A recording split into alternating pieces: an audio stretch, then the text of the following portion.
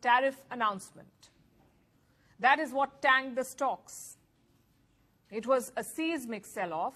For the Magnificent Seven, the tremors ran deep. I'm talking about America's tech giants, Alphabet, Amazon, Apple, Meta, Microsoft, Nvidia, and Tesla. Together, they're called the Magnificent Seven. It's because of their dominance of the stock market, these 7 companies. But yesterday, they stumbled, and how? The Magnificent Seven lost a combined total of $1 trillion. $1 trillion wiped out in a day. The worst hit was Apple. Apple shed $310 billion in just one day, and it's because of how Apple operates. About 80% of iPhones are produced in China. India produces around 7%, and Vietnam assembles 20% iPads. Now, all of these nations have been hit by high tariffs, and the math was brutal. According to some estimates, Apple's costs could go up by $40 billion every single year, 40. The tariffs leave Apple with a difficult choice. Option 1, pass on the higher costs and hope that the consumers will not mind. Option 2, swallow the tariffs and see the profit slump. Chances are they will choose option 1 and pass on the cost to the consumer, which means iPhones will get even more expensive. Right now, the iPhone 16 sells in the US for $799. It could go up to $1,142. The iPhone 16 Pro Max currently sells for up to $1,599, almost $1,600. That could rise to almost $2,300, a $2,300 phone. Will people even buy it? That's what's worrying investors. And that is why Apple stocks are slumping. Then there's Nvidia, everyone's favorite chip maker. Its chips are produced in Taiwan. The island got slapped with a 32% tariff. But here's the twist. Semiconductors themselves are technically exempt from the tariffs. There is no tariff on them yet, on semiconductors.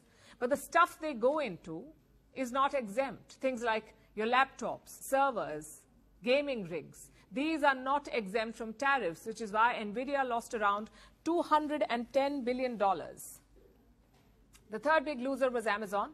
Amazon is heavily dependent on Chinese imports. It lost around $180 billion, $180 billion. And it's the same issue again. 20% of all Amazon goods come from China. So the new tariffs will impact the company.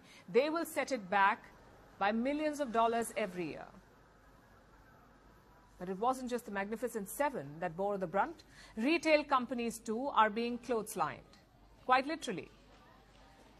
American retail has always been a quiet symphony of foreign parts. T-shirts from Bangladesh, zippers from China, synthetic soles from Vietnam. It functioned like a seamless orchestra. But tariffs have turned it into cacophony. Take Nike, for example. The company relies on a vast global supply chain, and that is going to cost it. Nike makes half of its shoes in Vietnam and China. So your sneakers will get more expensive. By how much? Estimates suggest around $30 to $40 per shoe. That's how much the price could rise. Then there's the auto industry. As we've been telling you, there's a 25% tariff on cars and car parts. It is to revive American manufacturing, but for now, it is bringing back layoffs. U.S. car maker Stellantis is laying off 900 people. It is at 5 of its American facilities. It is also shutting down 2 plants. One in Mexico and the other in Canada. It's scary.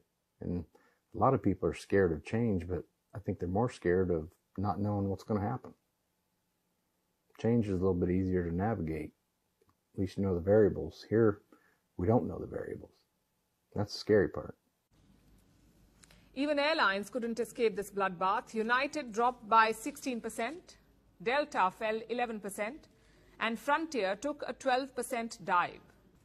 You may wonder, why is that? Why are airlines affected? That's because higher tariffs make everything cost more. There's jet fuel, imported parts, snacks, and probably even those tiny airplane pillows that no one uses.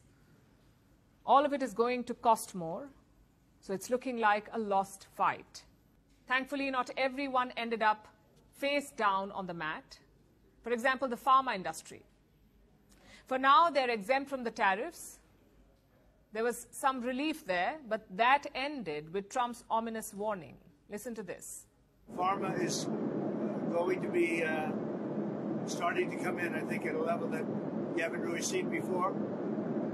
We are looking at pharma right now, pharmaceuticals. It's a separate category. And we'll be announcing that sometime in the near future, not too distant future. That's under review right now. So here's the thing. Tariffs are not just taxes on imports. These are taxes on how the modern economy works. We live in the era of global supply chains. A T-shirt might be designed in Los Angeles, stitched in Cambodia, dyed in Vietnam, and shipped via Singapore. Break that chain, and you're not just disrupting business, you are disrupting globalization. And for many companies, that means rebuilding supply chains from scratch, and that too at an enormous cost. So Trump's tariffs are more than a policy. They are a rejection of the interconnected global economy. Some will call it